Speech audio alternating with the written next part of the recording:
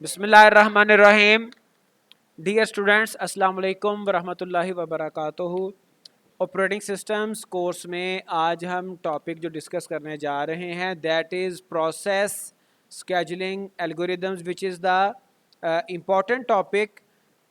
OS के हवाले से काफ़ी इम्पॉर्टेंट है। तो अगर आप ये कोर्स आउटलाइन देखें तो इसमें ये यहाँ पे हमारा टॉपिक मौजूद है, प्रोसेस स्केजुलिंग एल्गोरिदम्स। ठीक है जी। और इसके बारे में किसी हद तक कुछ चीज़ें हमने ये प्रीवियस टॉपिक में देखी थी, प्रोसेस कॉन्सेप्ट एंड स्केजुलिंग में। ठीक है जी। थोड़ा सा हम चीज़ों को रिवाइज भी करेंगे और फिर साथ जो हमारे एल्गोरिदम्स हैं वो हम देखेंगे। आपको मैंने कहा कि थोड़ा सा हम रिवाइज करेंगे। तो हमने देखा था कि डिफरेंट हमारे पास स्केजुलिंग क्यूज़ आती हैं। रेडी क्यू है, ठीक है जी। फिर उसके बाद हमारी जो है वो आयो क्यू है, ठीक है जी। तो इन क्यूज़ में जो हमारे प्रोसेसेस हैं वो चलते रहते हैं। और ये वेटिंग क्यू है, ठीक है जी। तो ये इन क्यूज़ के अंदर हमारे प्रोसेसेस शिफ्ट होते रहते हैं। और हमारे पास स्केजुलर्स की डिफरेंट टाइप्स थी, ठीक है जी। लॉन्ग टर्म स्केजुलर थे जिनको जॉब स्केजुलर कहा जाता था। कोई भी प्रोग्राम जब प्रोसेस बनता है तो ये लॉन्ग टर्म स्केजुलर उसको रेडी क्यू में लेके आता था, ठीक है, जिसको जॉब स्केजुलर कहते हैं। फिर शॉर्ट टर्म स्केजुलर है जो कि सीपीयू स्केजुलर, ये रेडी क्यू में से प्रोसेस को उठाता है और सीपीयू के साथ जो है वो अटैच करवा देता है। फिर बाज ओएस में एक तीसरा हमने देखा था स्केजुलर आता है which is medium term scheduler. ये क्या करता है, ये स्वैप इन स्वैप आउट करवा रहा होता है, ठीक है जी। तो इसका काम क्या था कि वो जो प्रोसेस सीपीयू के साथ काम कर रहा है उसको निकाल के बाहर, और जो बाहर है रेडी क्यू में उसको उठा के सीपीयू के साथ ज्वाइन करवाना, ठीक है जी। तो जैसे इस डायग्राम में आप देख सकते हैं, ये हमारे पास जॉब पूल है, हमारे पास कुछ जॉब्स हैं, कुछ प्रोग्राम्स हैं, ठीक है जी। और जो लॉन्ग टर्म स्केजुलर है, लॉन्ग टर्म स्केजुलर इन जॉब्स में जॉब्स को रन करता है और रेडी क्यू के अंदर ले आता है। और ये जो आपका लॉन्ग टर्म स्केजुलर है ये नई रेडी क्यू में नए प्रोसेसेस लाता है और ये कम इस्तेमाल होता है, इसकी फ्रीक्वेंसी कम है यूजेज की।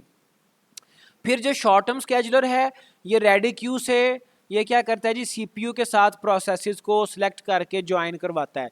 किस प्रोसेस की प्रोसेसिंग होनी है, ये शॉर्ट टर्म स्केजुलर। फिर उसके बाद जो मीडियम टर्म स्केजुलर है वो क्या करता है जी, वो जो प्रोसेस करंटली चल रहा था उसको स्वैप आउट करवाता है और नया प्रोसेस वो स्वैप इन करवाता है, ठीक है जी। तो ये मीडियम टर्म स्केजुलर, इसको सम टाइम डिस्पैचर भी कहते हैं मीडियम टर्म स्केजुलर को, ठीक है जी। बाकी सारा सिस्टम हमें थोड़ा सा इसके बारे में आइडिया है। फिर हमारे पास ये डिफरेंट क्यूज़ आ जाती हैं इसके साथ ही।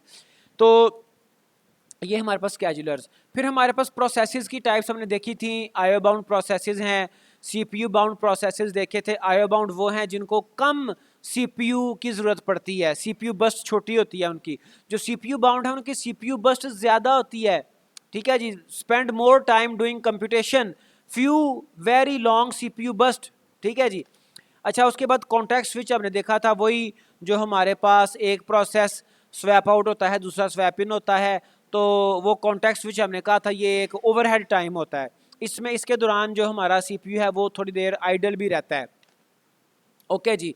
अब हमारे पास जो स्केजुलर्स थे ये करते क्या, selects from among the processes in memory that are ready to execute and allocates the CPU to one of them, ठीक है जी।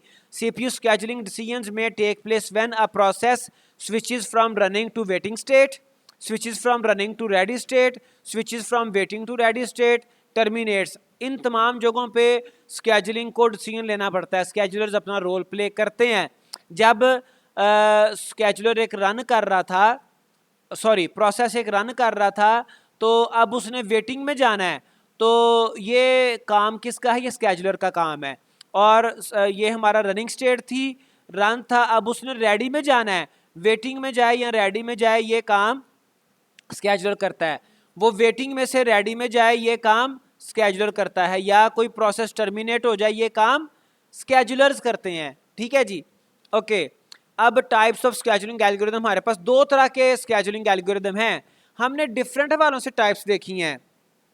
एक तो हमारे पास वो टाइप्स है ना जो कि कंक्रीट बनती हैं, लेकिन ओवरऑल उन तमाम टाइप्स को हम दो तरह में डिवाइड करते हैं। एक हमारे पास नॉन प्रीम्प्टिव होते हैं, once CPU given to the process it cannot be preempted blocked until completes its CPU burst। ठीक है, CPU मिल गया, अब वो अपना काम मुकम्मल करेगा, उसके बाद CPU को रिलीज होगा, CPU फ्री होगा, अदरवाइज CPU बिजी है। फिर प्रीम्प्टिव हैं जिनसे CPU आप ब्लॉक कर लेते हो, CPU छुड़वा लेते हो। if a new process arrives with CPU burst length less than remaining time of current executing process preempt। तो इसके बहरहाल कुछ ना कुछ कंडीशंस होती हैं, किस कंडीशन पे हमने CPU को प्रीम्प्ट करवाना है, रिलीव करवाना है और नया प्रोसेस CPU के साथ एग्जीक्यूशन करवानी है। तो ये दो तरह के हमारे स्केजुलिंग एल्गोरिदम्स हैं। अब स्केजुलिंग का क्राइटेरिया क्या है, स्केजुलिंग का पर्पस क्या होता है? The purpose of scheduling is to CPU utilization is to increase CPU utilization, keep the CPU as busy as possible। हमारे CPU की यूटिलाइजेशन जो है वो इंक्रीज होनी चाहिए। ठीक है जी, थ्रूपुट, हमारी थ्रूपुट इंक्रीज होनी चाहिए, number of processes that complete their execution per unit time. ठीक है जी, ये हमारे ज़्यादा होने चाहिए, एक यूनिट टाइम में जो प्रोसेसेस कंप्लीट हो रहे हैं उसकी तादाद ज़्यादा होनी चाहिए। टर्न अराउंड टाइम ये भी ज़्यादा होना चाहिए, amount of time to execute a particular process. Turn around time, किसी एक प्रोसेस की कंप्लीशन का जो टाइम है ये भी हमारा डिक्रीज होना चाहिए, एक प्रोसेस को कंप्लीट करने के लिए कम से कम टाइम लगे। ठीक है जी, कुछ चीज़ें इंक्रीज करनी है, थ्रूपुट इंक्रीज करनी है, CPU यूटिलाइजेशन इंक्रीज करनी है, टर्न अराउंड टाइम हमारा कम होना चाहिए। फिर वेटिंग टाइम भी हमारा कम होना चाहिए, amount of time a process has been waiting in the ready queue, कम से कम टाइम वेट करना पड़े और उसको CPU मिल जाए। ठीक है जी, रिस्पॉन्स टाइम हमारा कम होना चाहिए,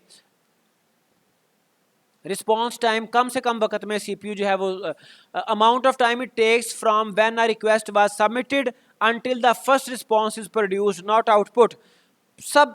सबसे मतलब पहला रिस्पॉन्स जब प्रोसेस को CPU ने फर्स्ट टाइम अटेंड किया, उसकी कोई ना कोई एग्जीक्यूशन स्टार्ट हुई, वो जो रिस्पॉन्स टाइम है ये भी कम होना चाहिए ताकि हमारा जो प्रोसेस है वो सिस्टम में पड़ा ही ना रहे।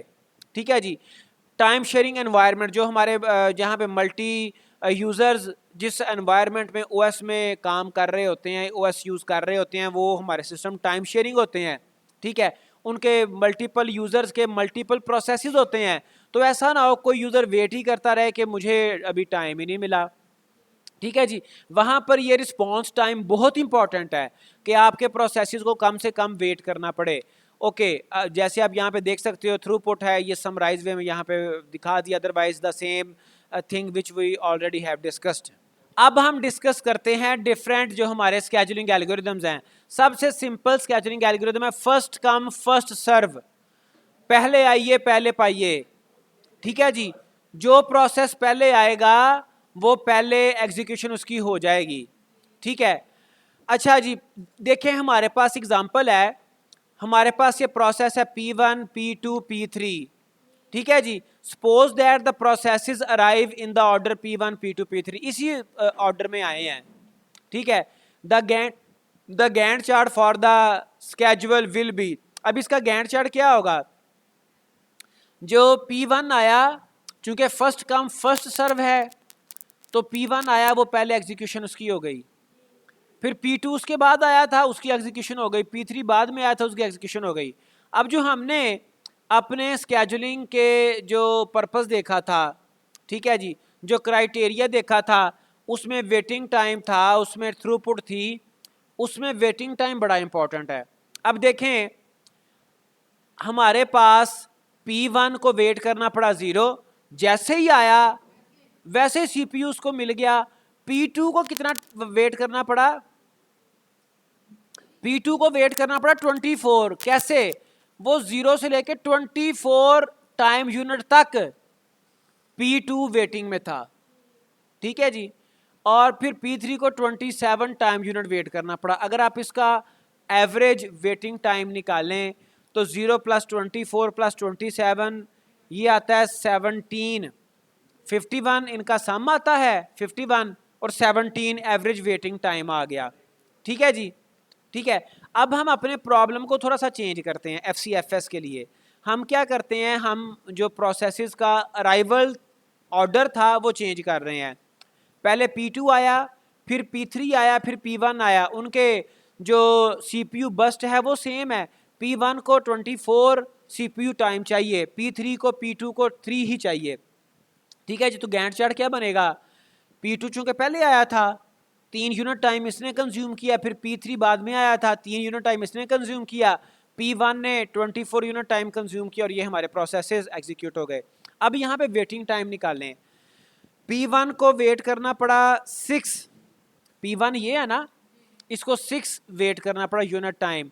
P2 को 0 चूंकि आते ही एग्जीक्यूशन हो गई थी, P3 को 3 चूंकि इसने P2 के बाद एग्जीक्यूशन स्टार्ट की। तो एवरेज वेट टाइम काउंट करें 6 + 0 + 3, एवरेज वेट टाइम कम हो गया। तो FCFS में प्रॉब्लम क्या आता है, अगर कोई लंबी जॉब वाला प्रोसेस पहले आ जाए तो एवरेज वेट टाइम बहुत बढ़ जाता है। सिंपल सी बात, मैं आपको रियल लाइफ से एग्जांपल देता हूँ। फोटोकॉपी मशीन शॉप है, फोटोकॉपी शॉप है, उसके पास सिर्फ एक ही मशीन है और एक बंदा आ गया, उसका रूल है जो पहले आएगा उसकी प्रोसेसिंग, उसकी फ़ोटोकॉपीज़ पहले होंगी। ठीक है, एक बंदा आ गया, उसकी 500 फ़ोटोकॉपीज़ हैं, उसके साथ ही 2-3-4 बंदे और आ गए, 2-2 3-3 कॉपीज़ वाले, तो कितना वेट करना पड़ा, एवरेज वेट टाइम बढ़ जाएगा ना। ठीक है, एवरेज वेट टाइम सबको कितना वेट करना पड़ेगा। ठीक है, तो अगर वो बाद में आता है और पहले छोटी छोटी कॉपीज वाले आते हैं, फिर एवरेज वेट टाइम कम हो जाएगा। तो ये कॉन्सेप्ट जो है ना यहाँ पे भी आता है और इसको कॉनवाय इफेक्ट कहते हैं। Short processes behind long processes, जो शॉर्ट छोटे प्रोसेस हैं वो बड़े प्रोसेस के बाद में आएंगे तो कॉनवाय इफेक्ट आएगा। पहले वो कॉनवाय गुजरेगा, वो बड़ा सा एक कॉनवाय कहते हैं, वो एक जो है वो ग्रुप ऑफ पीपल जा रहे हैं, कॉनवाय जा रहा है। ठीक है, पूरा एक प्रोटोकॉल जा रहा है कॉनवाय। ठीक है जी, तो कॉनवाय इफेक्ट क्या होता है, लंबा प्रोसेस पहले आ गया, छोटे प्रोसेस बाद में है, तो एवरेज वेट टाइम बढ़ जाता है। ठीक है जी, तो ये FCFS का प्रॉब्लम है। उसके बाद आ गया शॉर्टेस्ट जॉब फर्स्ट। अब शॉर्टेस्ट जॉब फर्स्ट यहाँ पे प्रायोरिटी आ गई। वही FCFS पहली एग्जांपल को देखें, अगर उसको आप देखें तो अगर छोटी जॉब आएगी तो वो टर्मिनेट हो जाएगी। ठीक है जी, associate with each process the length of its next CPU burst. उसकी जो CPU बस्ट है, CPU टाइम रिक्वायरमेंट है, वो एसोसिएट होती है हर प्रोसेस के साथ। ठीक है, और उसके हिसाब से हम स्पेसिफिक टाइम पे डिसाइड कर रहे होते हैं कि किस प्रोसेस को CPU मिलना चाहिए। ठीक है जी, use these lengths to schedule the process with the shortest time. 2 schemes हमारे पास इसमें आ जाती हैं। SGF में 2 स्कीम्स आ जाती हैं, एक आ जाती है नॉन प्रीम्प्टिव, एक आ जाती है प्रीम्प्टिव। नॉन प्रीम्प्टिव में क्या होता है जी कि CPU जिसको मिल गया वो CPU रिलीज नहीं होगा until the execution has been completed.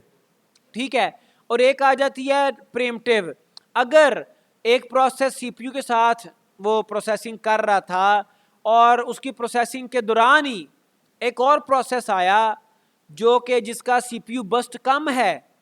ठीक है जी, तो CPU प्रीम्प्ट हो जाएगा और नए प्रोसेस को CPU मिल जाएगा। If a new process arrives which CPU burst length less than remaining time of the current executing process, तो क्या होगा, प्रीम्प्ट हो जाएगा। This scheme is known as the shortest remaining time first. हालांकि ये शॉर्टेस्ट जॉब फर्स्ट का एक type भी है, लेकिन इस टाइप को शॉर्टेस्ट रिमेनिंग टाइम फर्स्ट भी कहते हैं, जैसा कि इसके बिहेवियर से समझ आ रही है। जिसका रिमेनिंग टाइम शॉर्ट है उसको CPU मिल जाता है। ठीक है जी, तो देखते हैं SGF इज ऑप्टिमल। SGF ज़्यादा बेटर है। ऑप्टिमल उसको कहते हैं जो जिसकी परफॉर्मेंस बेटर हो। Gives minimum average waiting time for a given set of processes. ठीक है जी, अब ये हमारे पास एक एग्जांपल है। P1 कब आया, P1 का अराइवल टाइम है 0 टाइम, 0 टाइम पे वो आया। P2 आया 2 यूनिट टाइम पे, P3 आया 4 यूनिट टाइम पे, P4 आया 5 यूनिट टाइम पे। और हर CPU हर प्रोसेस का जो बस्ट टाइम है वो भी साथ लिखा हुआ है। P1 को 7 यूनिट टाइम चाहिए अपनी कंप्लीशन के लिए, P2 को 4 यूनिट टाइम चाहिए, P3 को 4 यूनिट टाइम 1 यूनिट टाइम चाहिए, P4 को 4 यूनिट टाइम। अब देखिए ज़रा, 0 टाइम पे आया था P1, ठीक है जी, इसके 7 यूनिट टाइम इसको रिक्वायर्ड थे। और ये SJF, अब ये SJF की बात कर रहे हैं, शॉर्टेस्ट जॉब फर्स्ट, ठीक है, लेकिन ये नॉन प्रीम्प्टिव है, जिसको पहले जॉब CPU मिल गया, जिसको उसने मुकम्मल होना, ये नॉन प्रीम्प्टिव है, प्रीम्प्टिव नहीं है। अच्छा, ये देखें 0 टाइम यूनिट पे P1 CPU इसको मिल गया, और ये 2 यूनिट टाइम पे हालांकि P2 आ चुका था, लेकिन ये नॉन प्रीम्प्टिव है, चल रही है प्रोसेसिंग। फिर 4 यूनिट टाइम पे P3 भी आ गया था, ठीक है, प्रोसेसिंग चल रही है, क्यों? क्योंकि ये नॉन प्रीम्प्टिव है। अच्छा, फिर 5 unit time, 6 unit time, 7 unit time पे हमारे P2 P3 P4 अराइवल इनकी हो चुकी थी, लेकिन 7 यूनिट टाइम तक P1 की एग्जीक्यूशन मुकम्मल हुई, क्यों? नॉन प्रीम्प्टिव है। अब 7th यूनिट टाइम पे देखा जाएगा जो प्रोसेसेस हमारे पास अवेलेबल हैं, उनमें से शॉर्टेस्ट कौन सा है, शॉर्टेस्ट जॉब फर्स्ट, उनमें से ये वाला P3 शॉर्टेस्ट है, P3 को CPU मिलेगा।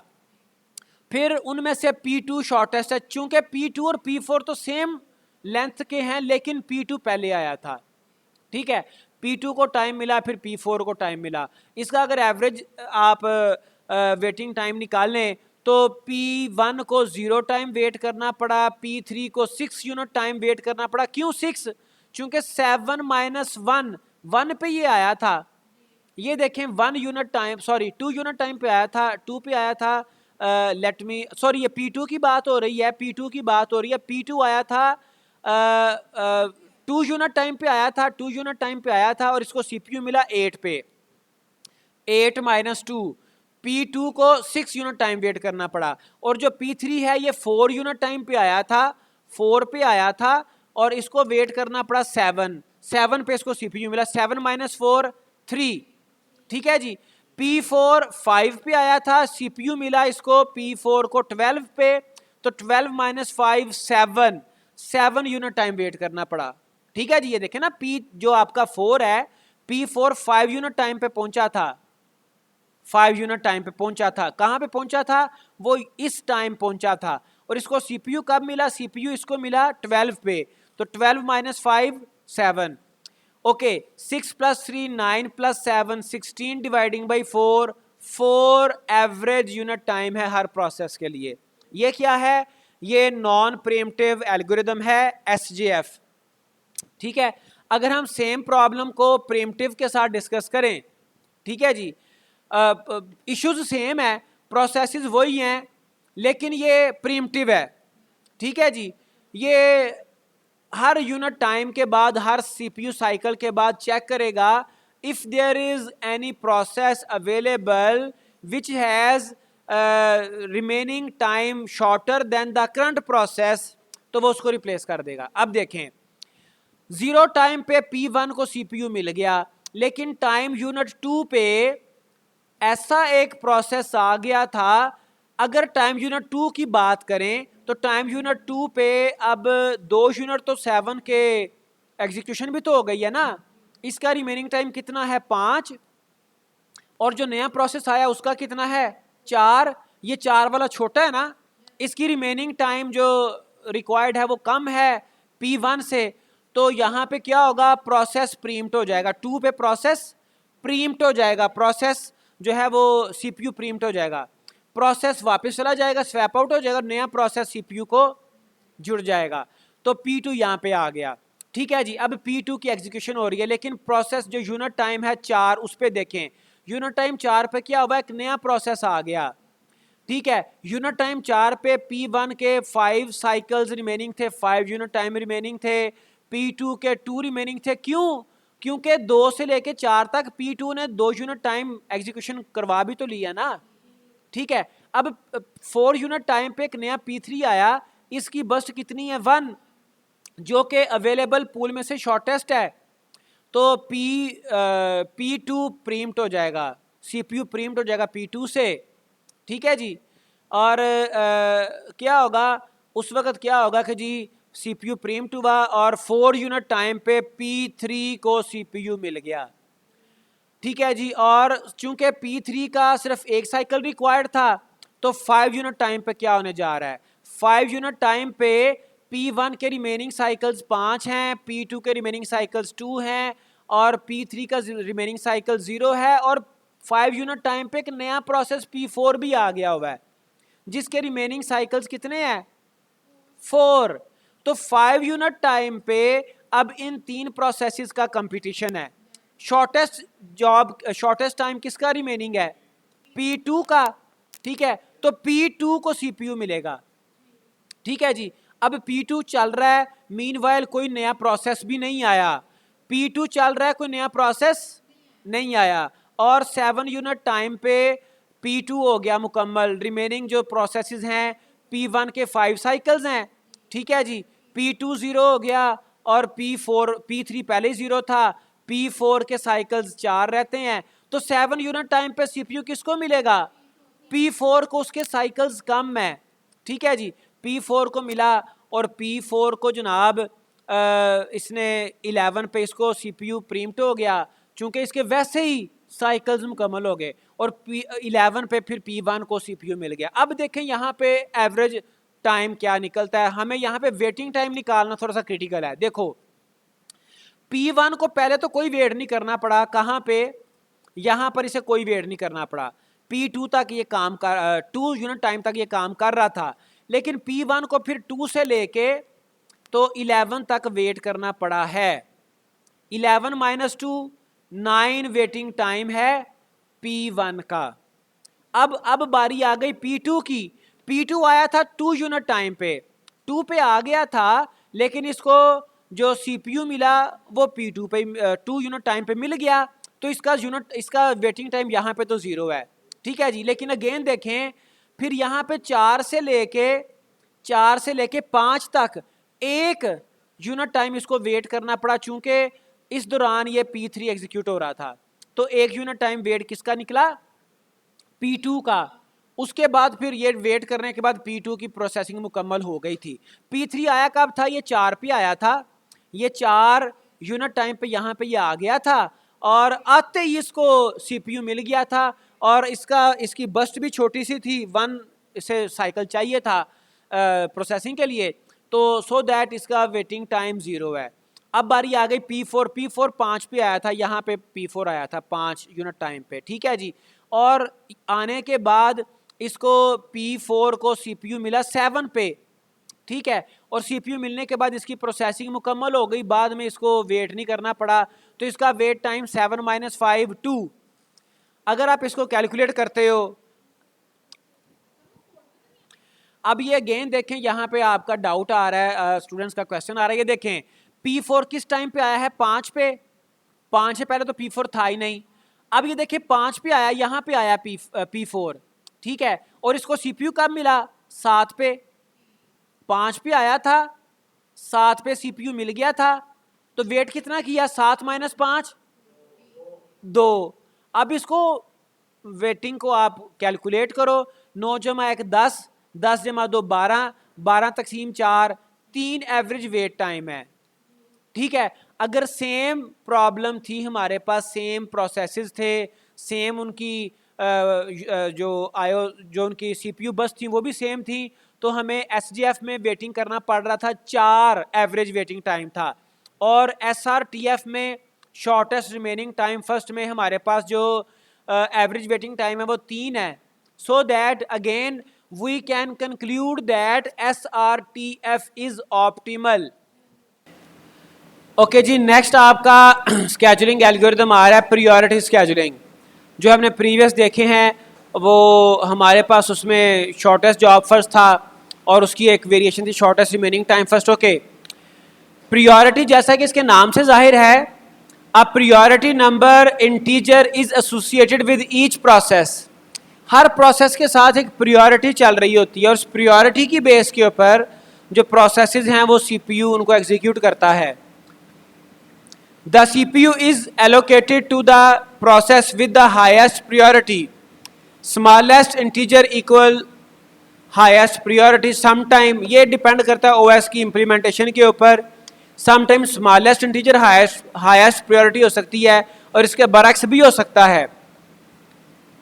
अब इसमें दो टाइप्स हैं, प्रीम्प्टिव है और नॉन प्रीम्प्टिव।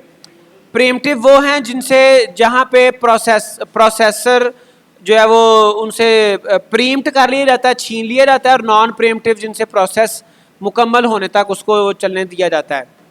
ओके, जो हमारा शॉर्टेस्ट जॉब फर्स्ट था इज अ प्रायोरिटी स्केड्यूलिंग। अब ये भी प्रायोरिटी है, क्यों? जो जॉब सबसे छोटी थी ये भी तो एक तरह की प्रायोरिटी है ना, जो जॉब छोटी है उसको प्रायोरिटी मिलेगी, ठीक है जी। Where priority is the predicted next CPU burst time, ठीक है जी। अगला सीपीयू बर्स्ट टाइम किसका कम है, शॉर्टेस्ट है, उस वो प्रायोरिटी, उस प्रोसेस को प्रायोरिटी मिलेगी। इसमें प्रॉब्लम क्या आती थी, स्टारवेशन। स्टारवेशन क्या होती है कि जो आपके लो प्रायोरिटी वाले प्रोसेसेस हैं वो सीपीयू उनको मिलता ही नहीं, ठीक है जी। लो प्रायोरिटी प्रोसेसेस में नेवर एग्जीक्यूट। और इसका सोल्यूशन क्या होता है स्टारवेशन का, एजिंग। एजिंग क्या है, एज टाइम पासेस तो जो प्रायोरिटी है वो ऑटोमेटिकली बढ़ती जा रही है। टाइम गुजरने के साथ साथ, एजिंग के साथ साथ कोई लो प्रायोरिटी प्रोसेस भी अगर था तो उसकी प्रायोरिटी बढ़ती रहती है। अगर वो लो प्रायोरिटी होने की वजह से एग्जीक्यूट नहीं हो रहा था तो टाइम के साथ प्रायोरिटी बढ़ेगी, अल्टीमेटली वो एग्जीक्यूट हो जाएगा। As time progresses increase the priority of the process, ठीक है जी। अब इसमें आता है राउंड रॉबिन, इंपॉर्टेंट, ये आपका स्केड्यूलिंग एल्गोरिथम है। Each process gets a small unit of CPU time, time quantum कहा जाता है उसको, टाइम स्लाइस भी कहा जाता है, यूजुअली 10 to 100 मिली सेकेंड्स, ठीक है। हर प्रोसेस को थोड़ा सा सीपीयू, थोड़ी टाइम के लिए सीपीयू अलॉट किया जाता है, उसे टाइम क्वांटम या टाइम स्लाइस कहते हैं। ये टाइम वेरी करता है 10 मिली सेकेंड या 100, depends upon the OS and system resources. After this time has elapsed, the process is preempted and added to the end of the ready queue. वो time quantum या time slice गुजरने के बाद CPU उस process से ले लिया जाता है और जो प्रोसेस है वापस रेडी क्यू में लाइन के एंड पे, क्यू के एंड पे फेंक दिया जाता है, ठीक है। हर प्रोसेस को ये अलॉटेड टाइम क्वांटम मिलता है अनटिल अनलेस प्रोसेस वैसे ही उसकी एग्जीक्यूशन मुकम्मल ना हो जाए। मिसाल के तौर पे जो टाइम क्वांटम था वो था 100 मिली सेकेंड, अभी 7-8 मिली सेकेंड ही 8 मिली सेकेंड हुए थे, प्रोसेस मुकम्मल हो गया, फिर तो डेफिनेटली वो प्रोसेस जो है वो फिनिश हो गया। अब वो सीपीयू किसी और प्रोसेस को मिलना ही मिलना है। अदरवाइज अगर वो मुकम्मल नहीं हुआ प्रोसेस तो उसको 100 मिली सेकेंड अगर टाइम क्वांटम था उसके बाद फिर उससे प्रोसेस छीन लिया जाएगा, ओके, स्नैच कर लिया जाएगा। If there are n processes in the ready queue and the time quantum is q, then each process gets 1/n of the CPU time in chunks of at most q time units at once. तो 1/n उसको q के reference में time मिलता है। मिसाल के तौर पे अगर आपके पास n process, you can say के 10 प्रोसेसेस हैं तो 1/10 0.10 आता है ना, 0.10 यानी कि इतने 10 में से एक दफ़ा उसको टाइम मिलेगा कितना, Q, जो उसका क्वांटम है, जो उसका स्लाइस है। No process waits more than n-1 into q times unit, चूंकि अपना जो वो खुद इटसेल्फ प्रोसेस है उसको निकाल दें। अगर 10 प्रोसेस थे, 10 - 1 9, अपने आप को निकाल दें। 9 इंटू अगर 100 मिली सेकेंड क्वांटम था, 9 इंटू 100 900 मिली सेकेंड से ज़्यादा किसी भी प्रोसेस को वेट नहीं करना पड़ता, उसके बाद उसकी बारी आ ही जाती है। परफॉर्मेंस इसकी क्या इसके इश्यूज हैं। If q is large enough, अगर आपने क्यू फर्ज करें कि 1000 2000 10,000 मिली सेकेंड रख दिया, then it will become FCFS, तो ये क्या हो जाएगा, फर्स्ट कम फर्स्ट सर्व, ठीक है। जो आ गया क्यू लार्ज है तो फर्स्ट इन फर्स्ट आउट हो जाएगा, जो पहले आएगा वो पहले पाएगा। अब वो क्यू टाइम स्लाइस है ही इतना बड़ा कि उसमें प्रोसेस वैसे ही एग्जीक्यूट हो जाता है। On the other hand if q is small then the context switch will be overhead. अगर आपने जो है क्यू रख लिया 1 मिली सेकेंड, हर 1 मिली सेकेंड के बाद सीपीयू प्रीम्प्ट होगा, सीपीयू प्रोसेस से स्नैच होगा और पहले वाला जो प्रोसेस है वो स्वैप आउट होगा और नेक्स्ट प्रोसेस स्वैप इन होगा। हमने ये कॉन्टेक्स्ट स्विच डिस्कस किया था, तो कॉन्टेक्स्ट स्विच हमने कहा था ओवरहेड होता है तो इसका ओवरहेड बढ़ जाएगा। ठीक है, बार बार कॉन्टेक्स्ट स्विच होगा तो ओवरहेड बढ़ जाएगा।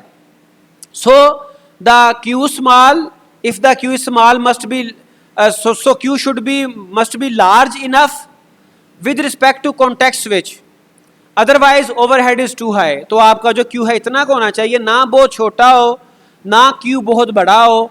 अगर छोटा होगा तो context switch का overhead होगा, अगर बड़ा होगा तो फिर जो है वो फर्स्ट इन फर्स्ट आउट या फर्स्ट कम फर्स्ट सर्व वाली बात हो जाएगी, जो पहले आ जाएगा उसको CPU मिलेगा और वो मुकम्मल हो जाएगा। तो Q आपका बड़ा रीजनेबल होना चाहिए। एग्जाम्पल देखें, you can see here are 4 processes P1, P2, P3, P4। हर एक का बस टाइम है 53, 17, 68, 24 एंड टाइम स्लाइस और टाइम क्वांटम इज 20। ठीक है जी, 20 मिली सेकेंड क्या है, टाइम स्लाइस है, टाइम क्वांटम है। How this algorithm will work, ये देखें P1 जिसका बस टाइम था 53, चूंकि ये पहले आया है तो वो सीक्वेंस तो रहेगा, तो P1 पहले CPU इसको मिल गया तो 20 के बाद CPU इससे प्रीम्प्ट हो गया और इसने इस साइकिल में 20 बस टाइम जो इसका था उसमें से 20 इसने अपनी एग्जीक्यूशन कर ली, बाकी बचा 33। फिर उसके बाद P2 की बारी आ गई। अब देखें P2 का ओवरऑल बस टाइम कितना है 17 और जो टाइम क्वांटम है वो है 20। तो टाइम क्वांटम पूरा होने से पहले पहले इसकी प्रोसेसिंग मुकम्मल हो गई। अब इसका जो रिमेनिंग टाइम है वो 0 है और P2 एग्जीक्यूट हो चुका, 37 ओवरऑल टाइम मिली सेकेंड हुए थे, P2 की एग्जीक्यूशन मुकम्मल हो गई। फिर बारी आ गई P3 की, P3 का 68 है और 68 के में से 20 निकाल दें तो बाकी रह गया 48।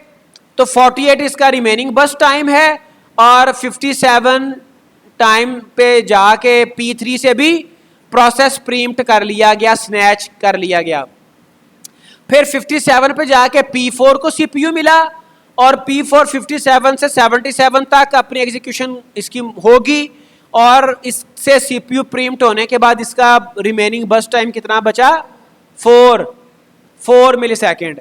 उसके बाद दोबारा P1 की बारी आ गई, 77 के बाद P1 की बारी आ गई और इसने 20 मिली सेकेंड काम किया तो इसके बाकी रिमेनिंग टाइम बस टाइम बचा 13। अब P2 तो चूंकि एग्जीक्यूशन इसकी मुकम्मल हो चुकी थी तो इससे नेक्स्ट P3 को CPU मिल जाएगा। P3 का 48 रिमेनिंग टाइम था तो अब 20 सेकेंड मिले तो बाकी कितना बचा, 28। ठीक है, P2 जो है वो तो 0 हो गया था। उसके बाद फिर P4 को टाइम मिला, इसका P3 का टाइम क्वांटम जब मुकम्मल हुआ 117 पे P4 को टाइम मिला तो आप देखिए इसका तो टाइम था ही 4 मिली सेकेंड, तो वो भी 117 से 121 तक वो भी मुकम्मल होगी एग्जीक्यूशन। उसके बाद दोबारा P1 को टाइम मिल जाएगा, 13 सेकेंड मिली सेकेंड P1 ने काम किया 121 से 134 तक, तो ये भी मुकम्मल। उसके बाद बचा ओनली P3, तो P3 चलेगा 134 से 154 तक। ठीक है जी, और उसके बाद फिर 154 से 168 तक भी, 162 तक भी P3 ही चलेगा और इसकी एग्जीक्यूशन मुकम्मल हो जाएगी। Typically higher average turn around then SJF but better response. इसका टर्न अराउंड टाइम हायर होता है लेकिन इसका रिस्पॉन्स बेटर होता है जो आपका राउंड रोबिन है। ठीक है जी, तो अल्टीमेटली हमने देखा कि हमारे पास जो फर्स्ट कम फर्स्ट सर्व था वो इतना अच्छा नहीं था। शॉर्टेस्ट जॉब फर्स्ट में हमारे पास 2 थे, प्रीम्प्टिव नॉन प्रीम्प्टिव। ठीक है, उनके भी हमने देख लिए। तो जो प्रीम्प्टिव है शॉर्टेस्ट रिमेनिंग टाइम फर्स्ट, वो बेटर था, और ये इसके अपने प्लस माइनस हैं राउंड रोबिन के भी। ठीक है जी। The quantum and context switch time, इसको जो हमने बात की थी कि हमारे पास जो क्वांटम है वो कम नहीं होना चाहिए, बहुत ज़्यादा भी नहीं होना चाहिए। इस डायग्राम से आप वो समझ सकते हैं। देखें ये हमारे पास बॉटम पे है, टाइम क्वांटम है 1, तो इस पे कॉन्टेक्ट स्विच हुए 9।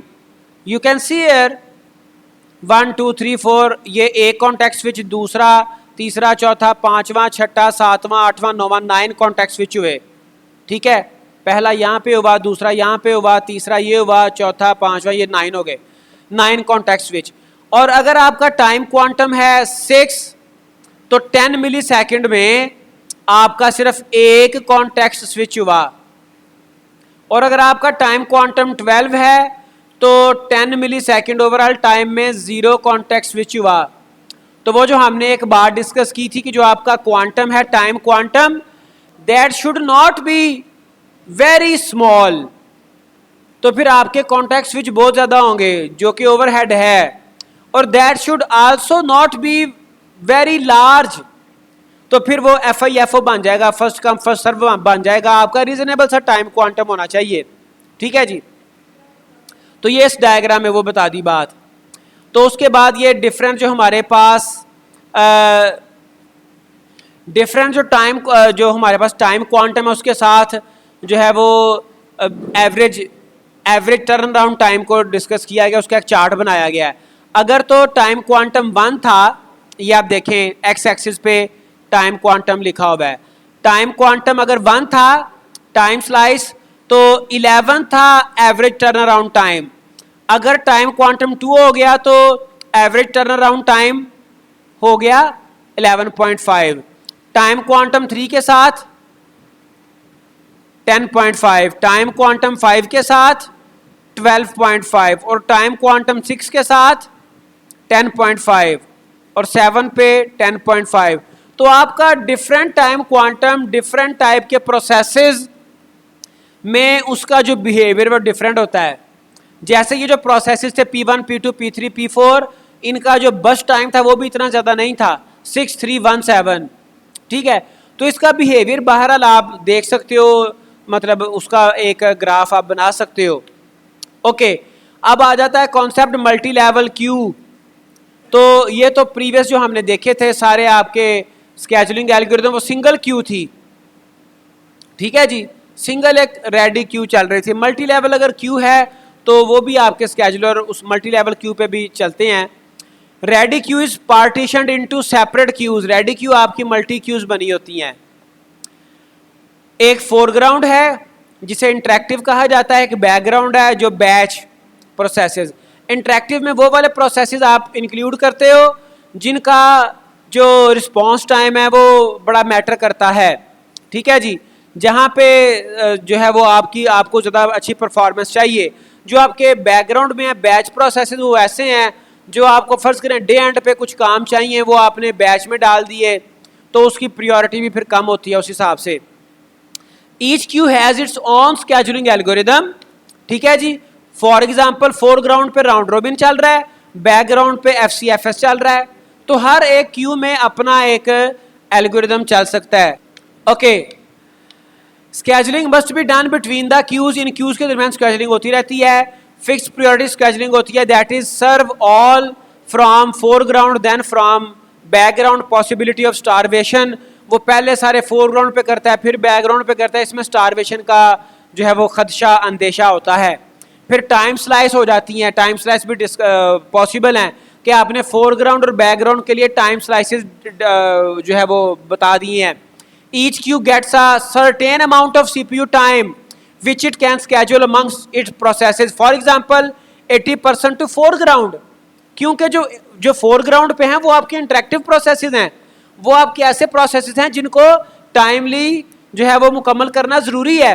और बैकग्राउंड पे आपके वो हैं जो कि बैच हैं, तो उनको आपने 20% टाइम दिया CPU का। ये आपका जो टाइम है स्लाइसेस हैं ये डिफर भी कर सकते हैं। आप फोरग्राउंड के लिए 90% CPU टाइम अलॉट कर सकते हैं और बैकग्राउंड के लिए आप 10% कर सकते हैं।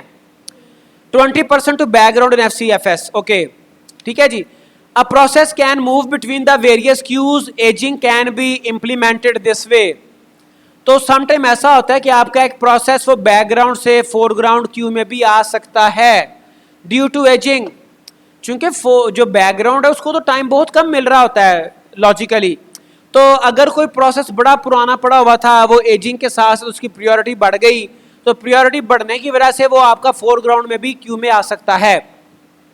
Multi level feedback queue scheduler defined by the following parameters. इसमें कौन कौन से नंबर ऑफ क्यूज कितनी है, scheduling algorithm for each queue क्या है, method used to determine when to upgrade a process, कब उसको अपग्रेड करना है, किसी दूसरी क्यू में कब भेजना है, तो ये मैकेनिज्म भी साथ चल रहा होता है। Method used to determine when to demote a process, किस प्रोसेस को आपने डिमोट, प्रमोट होता है तो डिमोट भी होता है, ठीक है जी। Method used to determine which queue a process will enter when that process need services, किस जो प्रोसेस नहीं आते उसको किस क्यू में फेंकना है। तो ये सारे डिफरेंट चीजें जिनके ऊपर आपके multi level feedback queues work कर रही होती हैं। अब यहाँ पे एग्जांपल आगे 3 क्यूज हैं। Q0 है जिसको राउंड रोबिन के तहत उसको एग्जीक्यूशन हो रही है और इसका जो टाइम क्वांटम है 8 मिली सेकेंड है। फिर Q1 round robin, time quantum 16 मिली सेकेंड। Q2 FCFS, ठीक है जी। ये डिफरेंट आपकी मल्टी लेवल क्यूज।